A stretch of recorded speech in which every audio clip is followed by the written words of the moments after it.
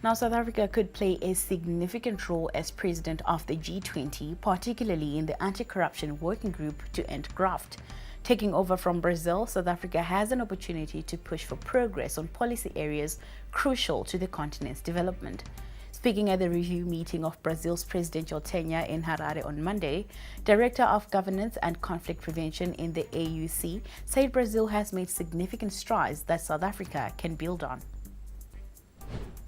I saw that there was really a need to balance the interests of multilateralism, because in the G20 you have different member states from Europe, the US, Russia.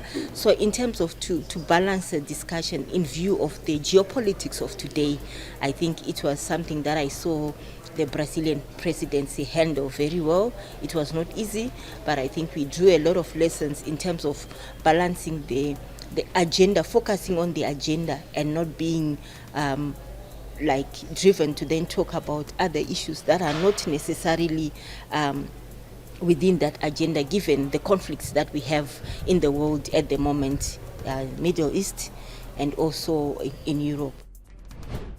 This is coming a year after the African Union was admitted as a permanent member of the G20. The G20, which includes 19 sovereign nations as well as the European Union and African Union, was established to bolster global economic cooperation. It represents 85% of the global economy, 75% of world trade, and 67% of the global population.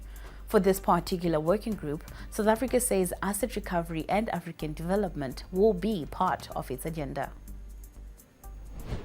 Now, colleagues, the South African presidency seeks to address three strategic priorities generally, and those are to reduce poverty and tackle the high cost of living, and build a capable, ethical and developmental state, and to drive inclusive growth and job creation.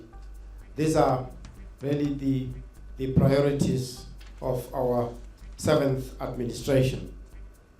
So the South Africa's G20 presidency will be the first an African country has presided over the G20 and hosted a G20 summit.